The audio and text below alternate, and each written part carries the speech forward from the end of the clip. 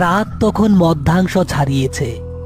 পাহাড়ি জনপদের সেই নির্জন কাঁচা রাস্তাটি যেন পৃথিবীর সব শব্দ গিলে নিয়ে অন্ধকারের ভেতরে হাপিস করে রেখেছে।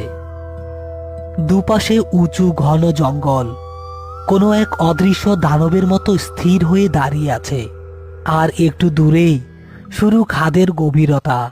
নিচে নামলেই যেন নিশ্ছিদ্র অন্ধকারের অতল গহ্বর। আকাশে চাঁদ নেই, শুধু মেঘে ঢাকা দপদপে তারাগুলো মাঝে মধ্যে উকি দিয়ে আবার লুকিয়ে যাচ্ছে, যেন তারা নিজেরাই এই পথের ভয়ঙ্করতা দেখে কেঁপে উঠছে। রাস্তার উপর পড়ে থাকা শুকনো পাতার ভাঙাচোরা শব্দে মাঝে মাঝে হঠাৎ মনে হয় কোনো অচেনা পায়ের ছাপ শুনে যেন কেউ খুব আস্তে খুব ধীরে এগিয়ে আসছে। আশেপাশে বাতাসও যেন নিঃশ্বাস ফেলতে ভয় পায়। শুধু শোনা যাচ্ছে ঝিঝি পোকার একটানা ডাক, অস্বাভাবিকভাবে টানা, যেন প্রকৃতি নিজেই আতঙ্কের সতর্ক ঘণ্টা বাজাচ্ছে। এই নির্জনতার মাঝখানে ধীরে ধীরে এগিয়ে যাচ্ছে দুটি মানুষ, আরিফ আর সেলিম। তাদের ভ্যানটা পাহাড়ের বাঁকে নষ্ট হয়ে পড়ায় বাধ্য হয়ে তারা লাশটিকে একটি বাঁশের খাটিয়ায় তুলে কাঁধে নিয়েছে।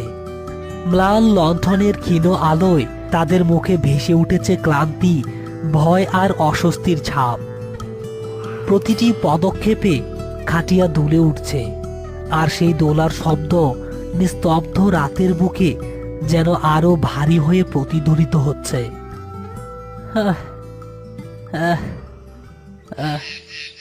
ভাইজান, আর কত দূর?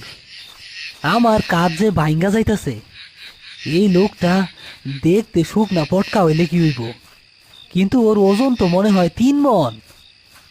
চুপ থাক সেলিম, লাশের ওজন নিয়ে কথা কইতে নাই। পাহাড়ি রাস্তা, চড়াই উতরায় বেশি, তাই ওজন বেশি লাগতেছে।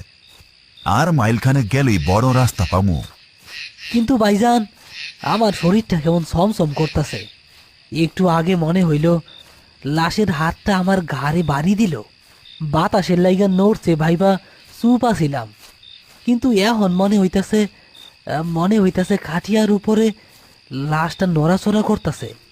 আহ, যা দেখছস বুইলা যা। খাদে পইটা মারা গেছে লোকটা, হাড়গোড় সব ভাঙা। মরা মানুষ নরে না। বিসমিল্লাহ কইয়া পাসালা। ভাইজান, খারান, আমি আর পারতাছি না।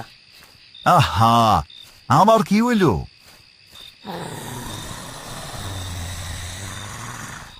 ভাইজান, লাশের লাশের কাফনের ভিতর থেকে তো একটা শব্দ আইতাছে।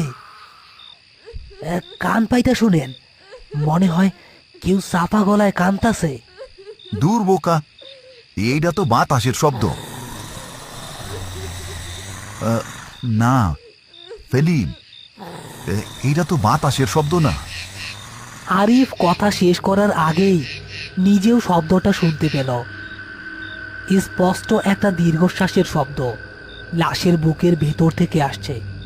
মনে হচ্ছে লাশের ভেতরে অনেক বাতাস জমে আছে এবং সেটা বেরিয়ে আসার চেষ্টা করছে। ভাইজান, শব্দটা তো নিঃশ্বাস নেওয়ার মতো শোনাইতাছে। মরা মানুষ কেমনে নিঃশ্বাস নেয়? আরে নিঃশ্বাস না, হয়তো গ্যাস। পেটের ভিতরে গ্যাস জমা হইছে, সেইটা বাইর হইতাছে। লাশ তো আর একদিনের না। কিন্তু ভাইজান, এতক্ষণ পরে আর গ্যাস বাইর হইলে তো গন্ধ হইব। কিন্তু এইটা তো মনে হইতাছে কেউ কষ্ট কইরা দম পালাইতাছে। সেলিম, লাশটা কি নড়লো নাকি রে? তুইও দেখছস নাকি আমার মনের ভুল? না ভাইজান, ভুল না। আমার এইখান থেকে লইয়া চলেন। এইটা কোনো সাধারণ লাশ না, এইটার উপরে শয়তান ভর করছে। আমরা ফিরা যাই, চলেন। আহ, চুপ কর। শয়তান ভর করলে খাটিয়া নড়তো না, চিৎকার করতো। এইটা অন্য কিছু। মনে হয় লোকটা এখনো মরে নাই। কি কন ভাইজান? জ্যান্ত খাদে পইরা হাড়গোড় ভাইঙা তো কাফনের ভিতরে ঢুকছে, জ্যান্ত থাকবো কেমনে? হ্যাঁ, হইতে পারে ভুল কইরা আমরা তারে মরা ভাবছি। গ্রামের মানুষ বলছে মইরা গেছে। পুলিশও তাই ধরছে আর কি। কিন্তু লোকটা যদি মারা না গিয়া শুধু জ্ঞান হারাইয়া থাকে। তাইলে এত ঠান্ডা লাগতেছে কেন? শরীর তো বরফের মতো ঠান্ডা। আমি দৌড়ছিলাম না। ঠান্ডা হোক গরম হোক, একটা জীবিত মানুষ কাফনের মধ্যে থাকলে এমনি মইরা যাইব। আমাদের দেখতে হইব, যদি বাইচা থাকে তাইলে হাসপাতালে নিয়ে যাইতে হইব। না ভাইজান, কাফন খুললে যদি কোনো বিপদ হয়, যদি কোনো শয়তান বাইর হয়। আহ, চুপ কর সেলিম। আমরা লাশ বা হোক, কিন্তু তার আগে তো মানুষ। যদি একটা জীবন বাঁচানো যায় তাইলে আর কিসের ভয়? আর যদি দেহি এটা মৃত, তাইলে তো নিশ্চিত। সেলিম, খাদিয়া নামা, রাস্তার পাশে নামা, লাশটা চেক করা দরকার। তারা রাস্তার এক পাশে ঘাসের ওপর খাটিয়াটা নামালো। আরিফ টর্চ লাইটটা লাশের মুখের উপর ধরল।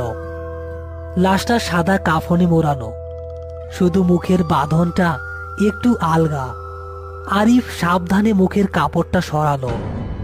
লাশটার চোখ বন্ধ, মুখে বেশ কয়েকদিনের বড় বড় দাড়ি। কিন্তু অদ্ভুত ব্যাপার হলো, লাশটার কপালে বিন্দু বিন্দু ঘাম জমেছে। ভাইজান, মরা মানুষ ঘামে কেমনে?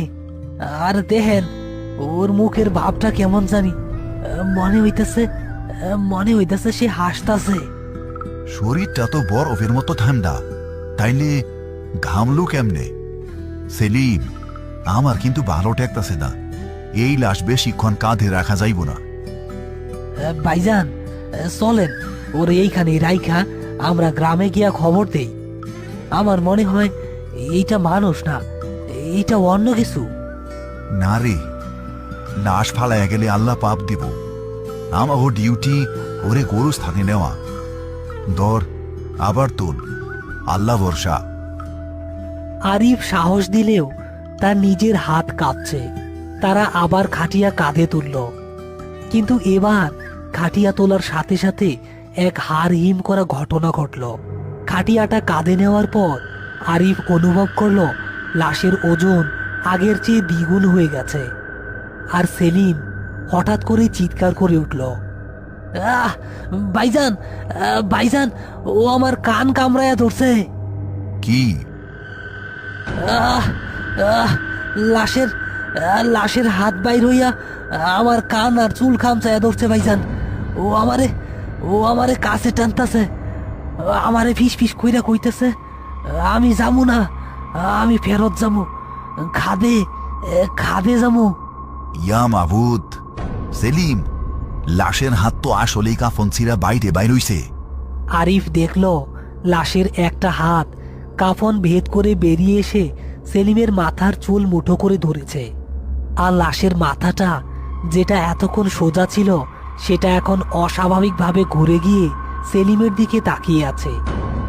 লাশের বন্ধ চোখ দুটো এখন টকটকে লাল হয়ে গিয়েছে, আর মুখটা বিশাল হা হয়ে আছে।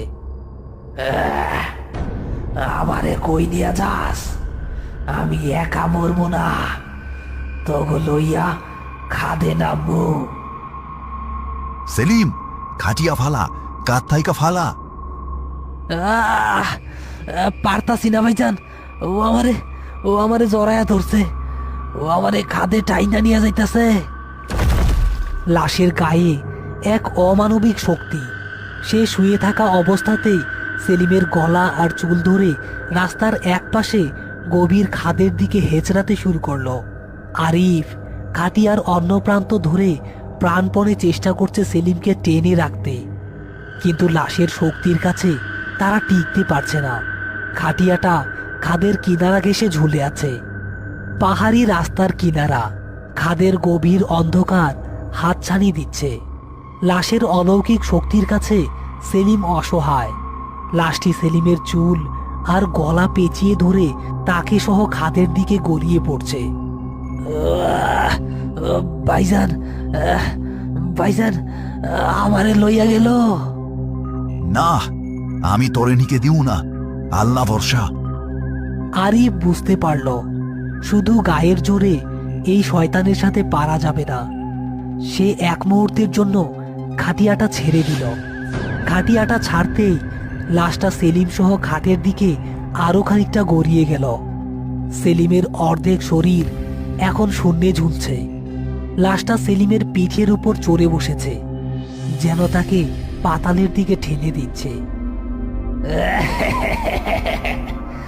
আমার লগে চল, নিচে অনেক শান্তি, অনেক অন্ধকার। খারা, আমি একটা ব্যবস্থা করতাছি। তোর শান্তির আমি 12টা বাজাইতাছি হারামজাদা। আরিফ বাঘের মতো হুঙ্কার দিয়ে লাশের উপর ঝাঁপিয়ে পড়ল। হাতে থাকা পাথরটা দিয়ে সজোরে আঘাত করল লাশের সেই হাতে, যেটা দিয়ে সে সেলিমকে ধরেছিল। মটমট করে একটা শব্দ হলো, কিন্তু লাশটা হাত ছাড়ল না। উল্টো তার লাল টকটকে চোখ দুটো এবার আরিফের দিকে ঘুরে তাকালো। তুইও যাইবি? আয়, দুইজনরেই নেমু। লাশটা তার ভাঙা হাত দিয়ে আরিফের শার্ট খামচে ধরার চেষ্টা করলো। আরিফ তখন মরিয়া। সে দেখল লাশের মুখটা হা করা। আরিফ তার পকেট থেকে টর্চ লাইটটা বের করে সর্বশক্তি দিয়ে লাশের হা করা মুখটার ভেতরে ঢুকিয়ে একটা চাপ দিল। নে, খা শয়তান, আলু খা। জ্বলন্ত টর্চ মুখের ভেতরে ঢুকতেই লাশের ভেতর থেকে এক বিকট ধোঁয়া বের হতে শুরু করলো।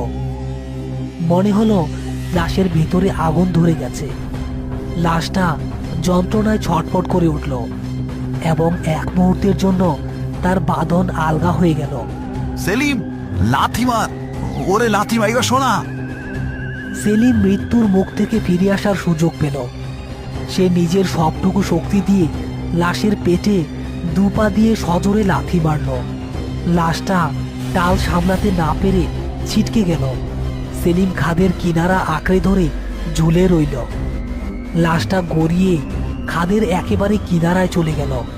নিচে পড়ার আগ মুহূর্তে সে একটা আর্তনাদ করে উঠল, মানুষের গলায় নয়, যেন হাজারটা বাদুড় একসাথে চিৎকার করছে। আমি আমি আবার আসবো, এই রাস্তায় আমি আবার আসবো। দপাস করে একটা শব্দ হলো এবং লাশটা অন্ধকারের অতলে হারিয়ে গেল। কিন্তু নিচে পড়ার কোনো শব্দ শোনা গেল না। মনে হলো বাতাস তাকে গিলে খেয়েছে। আরিফ দ্রুত হাত বাড়িয়ে সেলিমকে টেনে রাস্তায় তুলে আনলো। ভাইজান, ভাইজান, ওইটা মানুষ আসিল না, ওইটা মানুষ আসিল না ভাইজান। হ্যাঁ জানি সেলিম, মানুষ মরলে তার শরীর ঠান্ডা হয়, কিন্তু তার জিদ থাকে না। এইটা কোনো অতৃপ্ত আত্মা ছিল, যে হয়তো কোনো এক সময় খাদে বইরা মরছিল। এখন আর সে একা থাকতে চায় না, তাই সঙ্গী খুঁজতা ছিল। আহ ভাইজান, আমার ঘাড়ে দেখেন, আমার ঘাটটা জইলা যাইতাছে। ভোরের আলো ফুটেছে। সেই আলোয় আরিফ দেখল সেলিমের ঘাড়ে এবং মাথায় যেখানে লাশটা ধরেছিল সেখানে চামড়া পুড়ে কালো হয়ে গেছে, যেন কেউ গরম লোহা দিয়ে ছেঁকা দিয়েছে। আল্লাহ বড় বাসান বাঁচাইছে। চল, আর এই রাস্তায় থাকা যাইব না। লাশ ছাড়াই আমরা থানায় গিয়া খবর দিব। কিন্তু ভাইজান, একটা কথা। কি? লাশের মুখে যখন টর্চ মারছিলেন তখন লাশের মুখের ভিতরে আমি কিছু একটা দেখছিলাম। কি দেখছস? ওর মুখের ভিতরে কোনো জিহ্বা ছিল না, জিহ্বার বদলে সেইখানে আরেকটা ছোট্ট মানুষের মুখ আছিল, যেটা আমার দিকে তাকায়া হাসতাছিল।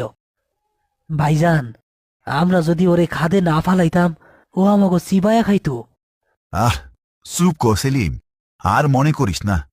চল নিচে নামি। তারা দুজন দ্রুত পায়ে পাহাড় থেকে নামতে শুরু করল। পেছনে পড়ে রইল সেই ভাঙা খাটিয়া। আরিফ একবার পেছনে তাকালো। খাদের নিচ থেকে তখনও হালকা কুয়াশা উঠে আসছে। আরিফের মনে হলো কুয়াশার ভেতর থেকে কেউ একজন হাত নেড়ে তাদের বিদায় জানাচ্ছে। তারা যখন লোকালয়ে পৌঁছালো তখন গ্রামের মুরব্বীরা জানালো ওই পাহাড়ি বাঘ থেকে গত 10 বছরে কেউ লাশ নিয়ে জীবিত ফিরতে পারেনি। যারা লাশ আনতে যায় তারাও লাশ হয়ে ফেরে। আরিফ আর সেলিমই প্রথম যারা খালি হাতে হলেও জান নিয়ে ফিরতে পেরেছে। আরিফ মনে মনে তওবা করল, জীবনে আর কোনোদিন সে অচেনা পাহাড়ি রাস্তার লাশ বইতে যাবে না। লাশের ভার শোয়া যায়, কিন্তু জ্যান্ত শয়তানের ভার শোয়া মানুষের সাধ্য নয়।